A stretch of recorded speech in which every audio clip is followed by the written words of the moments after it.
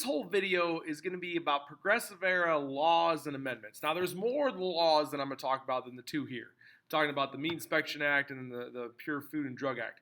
I'm going to talk about more laws now, but these are like the two bad, good. I mean, these are the ones you need to know. Okay, and then you need to know the three amendments. All right, we're going to talk about 16th, 17th, and 18th. So let's get at it. 16th Amendment. Let's keep this easy. We're going to keep this short and sweet. All right? The one thing you need to know about the 16th Amendment, income tax. It is authorizing the government to instill an income tax on people. I need to, now that you know that, income tax, 16th Amendment, I need to talk about something because it's going to drive me nuts if I don't. The Constitution states that the legislative branch, Congress, already can tax us. Their ability to tax your income is already capable. Now, they have to watch out for direct taxes, which I'm not going to get into the tax code with you, but you have a direct tax, but you can tax people's income.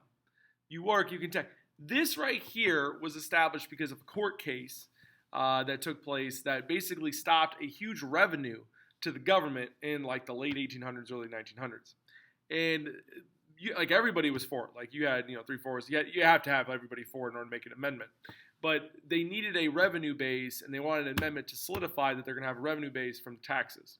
What was happening was the government was using tariffs, and I'm not going to get into too much specifics, but tariffs is like basically a tax that you place on goods. But this was hurting people that were selling the goods and buying the goods. So the income tax for the 16th Amendment was installed here as a protection measure to make sure that the government doesn't have to go through any kind of loopholes, even though it even says in Article 1, when you read Article 1 in its entirety, it talks about the idea that Congress has the power to levy taxes. So it just seems weird that you have two of these kind of whatever. But income tax. Remember, income tax for the 16th Amendment, you're good. 16th Amendment. 17th senators. 17th senators. 17th senators. The 17th Amendment gave the people the power to vote for senators. Before this amendment, our senators were not voted by popular vote within their states. No. They were voted by the state legislators. So they did not have a democracy. It was more of a republic way of voting in the power for their state. Let's take a step back. There are two houses of Congress. You have the House of Representatives, which is based on population. So the number of people in the House of Representatives will reflect bigger states versus smaller states. Now let's get to the Senate. Senate, it doesn't matter how big your state is, you all get 2 senators apiece. Total of 100. If there's ever a tie, Vice President breaks it. But anyway, senators, 2 apiece. So before this, those 2 senators for Illinois, ours is Dick Durbin and Tammy Duckworth, but our senators were voted in via state legislators. So we in Springfield have our state legislator. Okay, they make the decisions for our state. They would have made decisions before this amendment who's going to be our senators. But now, because of the 17th Amendment, 17 senators, we get to vote for our senators, and here's the deal. Every 6 years for each individual senator. So you have a 6-year term. If you're a senator, you don't have any limits to that. You can be a senator forever as long as you get voted in by your state, by your citizens of your state. It gave popular sovereignty, the popular vote. It gave democracy to each state to decide for themselves who should be their senators for their state. It gave power to the people. But although the 17th Amendment gave power to the people, some things came out right afterwards that limited the power to people to vote. For instance, a poll tax. Poll taxes were started to be instituted in different states that made it so you actually had to pay to vote. Don't worry, we'll get to an amendment later that gets rid of the poll tax. Also, literacy test. You had to be able to read in order to vote. And that actually was really bad for pretty much the poorer groups of society back then. These were ways of limiting people's ability to vote. Now, things have changed a little bit. There's more of an opportunity for people to vote, but do they? I want to run through some information for you. So there's 2 different types of elections. There's the presidential election that happens every 4 years. And then there's the non-presidential election, okay? The midterm elections, which most people just don't vote. Now, the percentage I'm going to give you, like, well, it's about the same. Here we go. Let's take account every single person that's eligible to vote. Every single person eligible to vote. Here's the percentage of people who actually voted in the following elections. 2018 was a midterm election, not a presidential one, just for senators, congressmen, and some local. Only 53%, barely over half, of people who could vote, voted. 2016, it was more than that because it's a presidential election. You will find the presidential elections will have the highest numbers, while the non-presidential, the midterms, have the lowest. 55% in 2016. That's it. Out of all eligible voters, only 55% of people voted. You have to also get rid of all the people that can't vote, like children. But still, 55% of the electorate voted. 2014, I want you to pay attention to this. 2014, it's not too far away ago, it was a midterm election, only 36%. 36% of the people who could vote did vote. And this is a trend where people we have the power to vote, but we don't. And my plea to you is when you finally get the power, when you're 18 to vote, get educated on the circumstances and exercise your right to vote, because having this many people not voting, it impacts things. It impacts you. Be part of it, man. Learn. Vote. 17th Amendment gives you the power to vote for senators. 2 people in your state that controls the laws of our nation. Exercise the power to vote, people. 16th, that's, your income tax. We got the 17th Amendment, which is, you vote for your senators. Now let's get to the most important amendment ever to be made. It's not really that important because we repeal it in a few years. The 18th Amendment prohibits the sale of alcohol. It makes it so you can't buy alcohol. Actually, it prohibits the manufacturing, selling, and transportation of alcohol. You could technically drink alcohol, but you can't make it. You can't transport it. You can't sell it. So basically, it makes it illegal to have alcohol. So why does this come about? What's happening here? First things first, let's get this out of the way. Back in the day, you didn't have to be 21 to drink. You have to be 21 now. When you're 18, you're technically an adult. You're 18 years old, you get to vote. 18 years old, you can get drafted. You can fight for the country. You can't drink yet, though. So at 18, no more alcohol. But guess what? At 21, you can drink, right? Well, guess what? The 21st Amendment will get rid of the 18th Amendment, which means 21, you can drink again according to the Constitution. So at 18, you can't drink. You can do everything else. 18th Amendment stops the booze. The 21st Amendment, when you turn 21, you can drink again. It's kind of a way to remember those two amendments tied together. And again, that's why I said this amendment is not that really important, because we get rid of it not too long afterwards. So what's happening? Why is the 18th Amendment, why does it get repealed? So there's this thing called the temperance movement. The temperance movement was led by mostly women. And keep in mind, women can't vote yet.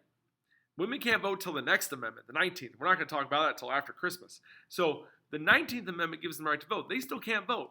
The 18th Amendment, they're pushing for the 18th Amendment, the temperance movement is. They're pushing for getting rid of alcohol because they're seeing the impacts alcohol is having on society. They're seeing that men who are going through before the progressive, who are going through the Gilded Age, the age where they're making them work 12-hour shifts, 6 days a week, that they're turning to booze because they're so depressed. They're turning to booze because they don't want to deal with the fact that they have to go back to the job the next day and work 12 hours in a steel factory and they might lose their face. So they're doing this and they're neglecting their family. Sometimes they're mistreating their family. Sometimes they're spending their family's money on alcohol when they shouldn't. And the women are like, we need to get this done.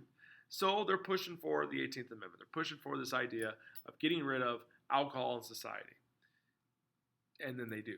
The 18th Amendment is passed, and we're going to talk about what happens out of this when we get back from winter break. But I want you to imagine today, if somebody goes, you know what, that 18th Amendment had something going for it, let's do it again. And they pass another amendment repealing the repeal. So basically saying alcohol is no longer allowed. Here's how it would impact our economy if you got rid of alcohol. 4 million jobs. 4 million with an M jobs gone like that.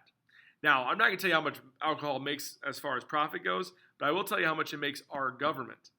70 billion with a B dollars of tax revenue is taken in just by alcohol sales. So not only would 4 million people lose their job, the government will lose a nice paycheck from all those tax revenue that you get from the sales. That's $70 billion. So I don't think that you're ever going to get rid of alcohol again. It would be very difficult. Matter of fact, I challenge anyone to watch commercials and not see a bunch of alcohol commercials eventually, especially during the Super Bowl. All right, we're going to talk about 2 more laws and we're out of here. About 3 amendments. And you got to think about this in the light of the progressive era, okay? You got the 16th Amendment is bringing in income tax. How does that fit into the progressive era? The idea of the progressive era is that you're going to have to take money in order to use that money to spend it in society, whether it's to spend it in society to make sure that we have clean water, to make sure we have clean roads, to make sure that we have groups to investigate meat companies to make sure that they're doing everything right. That costs money. Well, the 16th Amendment, the reason why it's a progressive amendment, at least you think about this, is giving money or power to the government to take money away from people through their income, based on how much income they make, to then use that money for these type of plans, these type of ideas. 17th Amendment, the reason why this is probably considered progressive, it should be progressive, it's giving power to the people. So yeah, you're maybe taking money away to then use that for the people, but you're allowing people the right to vote, and that is going to be very progressive. Then you have the idea of the 18th Amendment, and you're like, that doesn't sound too progressive. Well, I totally get your point. I mean, taking alcohol away, is that really helping society? It might have, and we'll talk about the do's and the don'ts, the goods and the bads later, but it was progressive in the sense that people saw some sort of problem with alcohol in society, what it was doing to people that were drinking and doing to people that were around people drinking, and they pushed for this type of thing. Let's talk about the progressive laws. There's only 2 that I'm going to talk about. The Pure Food and Drug Act and the Meat Inspection Act. The Pure Food and Drug Act of 1906. The reason why this is progressive is because it is putting a safety net for everybody who goes to a store and buys anything. Because when you go to a store, you expect to buy what the bottle says it is. If you decide to go to the store and buy yourself some blue Gatorade, blue Gatorade, watch. If you decide to go to the store and buy some blue Gatorade, you expect that this blue Gatorade is going to be Gatorade. If you go to the store and you buy a blue Gatorade and it's Windex, you're not going to be very happy when you take your first drink. The Pure Food and Drug Act was making sure when you go to a store and you buy something, that thing that you're buying has a label, and that label is telling you what is in the product. It's pure on whatever it is. So if you're going to go to the store and you're going to buy rat poop, it better be pure rat poop. If you're going to buy a Gatorade, it better be Gatorade, no Windex. Whatever you're buying, it needs to be honest on what it's selling you. Pretty big deal. Let's talk about the Meat Inspection Act. Now, you were going to watch a video on this. We talked about this in class a little bit. The book, The Jungle, by Upton Sinclair. So the Meat Inspection Act is making sure that when people are going around and they're buying their meat at the store, they know that meat was prepared, it was stored, it was shipped, and it was contained in a way that's going to be healthy for the person eating it. The Meat Inspection Act was guaranteeing that there was certain regulations, certain stipulations, a certain bar of cleanliness that needed to take place in the meat places, the meat packing plants, wherever, that when that product was leaving their factory and going to the stores, and even when it was in the stores, it was being stored in a way that when I eat that meat, I'm not going to get sick. Now, back in the day, there wasn't like that. Meat places, meat packing plants, you had the guts, the entrails, the slime that's just sitting on the floor, barely ever cleaned up. Utensils being used over and over again without cleaning. Storage facilities not made to store meat. It was not sanitary. Rats living inside the factories, all this stuff. Now, if you've ever worked for some place like a McDonald's or Walmart, anywhere with food, you're going to know that you have to follow certain guidelines when it comes to food. This comes through the Meat Inspection Act. It's this idea that government is going to look out for the people. And yes, is it the inconvenience of a business? Sure, but that business probably isn't doing too well with their stuff if they're not keeping it healthy. So the Meat Inspection Act, Pure Food and Drug Act, it was laws put in place to make sure that the people of the United States can know what they're buying is not going to hurt them. What they're buying is what they're paying for. Progressive era plan, man. Progressive era laws, Progressive Era Amendments video out. I'll see you later.